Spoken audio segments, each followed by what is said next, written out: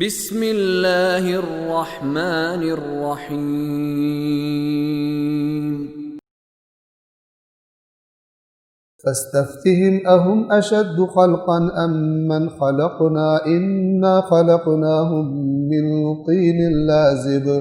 بل عجبت ويسخرون وإذا ذكروا لا يذكرون وإذا رأوا آية يستسخرون فقالوا إن هذا إلا سحر مبين أإذا متنا وكنا ترابا وعظاما أإنا لمبعوثون أو آباؤنا الأولون قل نعم وأنتم داخرون فإنما هي زجرة واحدة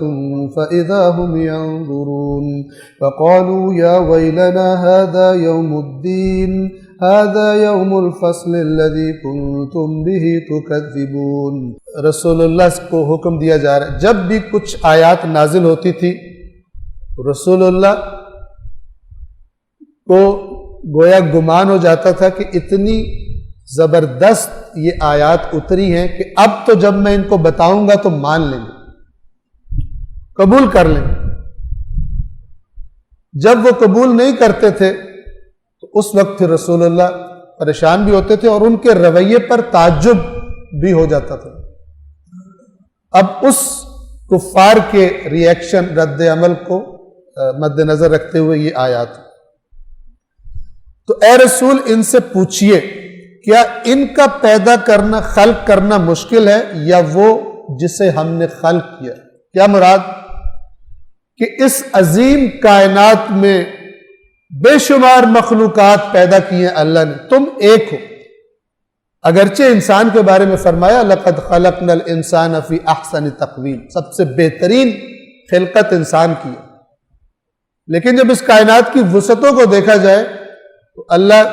گویا فرما رہا ہے ذرا ان سے کہو کمپیریزن تو کرے، تمہیں بنانا مشکل ہے یا اس پوری کائنات کو بنانا مشکل کام؟ تو جس نے اس کائنات کو بنایا ہے اسی نے تمہیں بھی بنایا ہے اور وہ تمہیں دوبارہ بھی مار کر زندہ کر سکتا ہے۔ اور پھر تمہیں تو ہم نے، خود ہی قرآن نے جواب دیا، یقیناً ہم نے انہیں چپکنے والی مٹی سے پیدا کیا جسے گارا کہتے ہیں، من طین لازب، تین مٹی لازب چپکنے والی، انسانی جسم مادی جسم کی طرف اشارہ ہے۔ بلکہ آپ تعجب کرتے ہیں اور یہ لوگ مذاق اڑا رہے ہیں، یعنی آپ ان کے انکار پر تعجب کرتے ہیں، اتنی باتوں کے بعد بھی یہ انکار کر رہے ہیں اور یہ لوگ بجائے ماننے کے مذاق بنا رہے ہیں، آپ کی باتوں کو کا تمسخر بناتے ہیں، اور جب انہیں نصیحت کی جاتی ہے تو نصیحت نہیں مانتے، اور جب کوئی نشانی دیکھتے ہیں تو اس کا مذاق اڑانے لگتے ہیں اور کہتے ہیں کہ یہ تو ایک کھلا جادو ہے۔ یہ مختلف پروپیگنڈوں میں سے ایک پروپیگنڈا یہ تھا، میں نے عرض کیا تھا جادو کیوں کہتے تھے قرآن کو؟ کیونکہ اثر کرتا تھا، تاثیر تھی اس کی، اور وہ پھر عوام کو کسی اور ڈائریکشن میں ان کے دماغوں کو لگانے کے لیے کہتے تھے یہ جادوگر ہے اس لیے تم پہ اثر ہوتا ہے، یہ اللہ کا نبی نہیں ہے، نہ یہ قرآن اللہ کا کلام ہے، یہ جادو ہے اور جادو کی وجہ سے تم اس کے زیر اثر آ جاتے۔ لہذا آپ نے سنا ہے کہ لوگ جو آتے تھے باہر سے، مکہ میں بہت سارے لوگ آیا کرتے تھے، خاص طور پہ حج کے موقع پر آیا کرتے تھے، تو یہ بندے کھڑے کر دیتے تھے اور کہتے تھے اپنے کانوں میں روئی دے کے جانا، ہمارے شہر میں ایک بڑا خطرناک جادوگر آیا،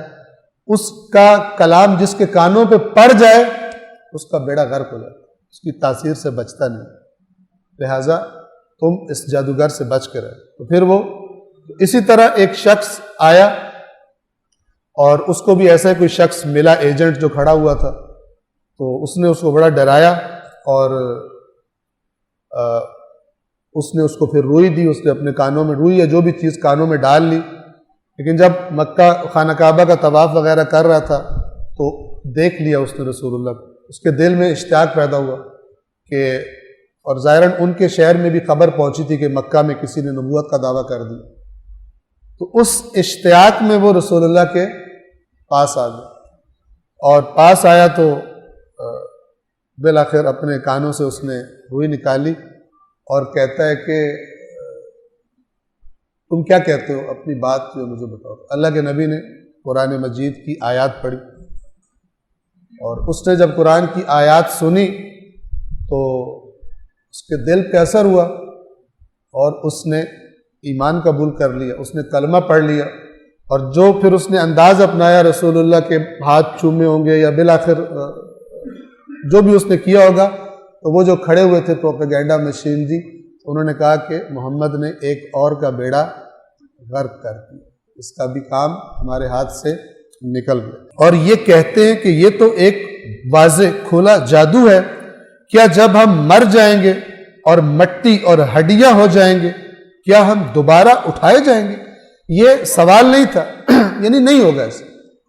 سوال ہی پیدا نہیں ہوتا۔ کیا ہمارے اگلے باپ دادا بھی اٹھائے جائیں گے؟ اے رسول کہہ دیجئے ہاں،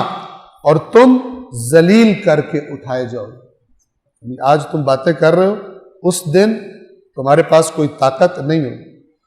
وہ تو بس ایک جھڑکی ہوگی۔ یہ زجرۃ واحدہ، ایک جھڑکی، زاجرات جھڑکنے والے، روک دینے والے،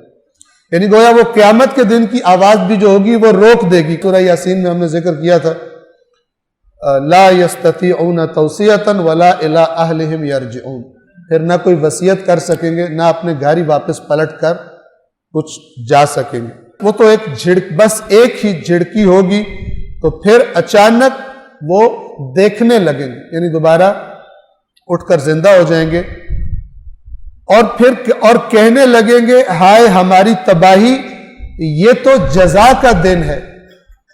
یہ تو قیامت کا دن ہے۔ پھر خدا کی طرف سے کہا جائے گا یہ وہ فیصلے کا دن ہے جس کو تم جھٹلایا کرتے تھے۔ صدق اللہ العلی العظیم۔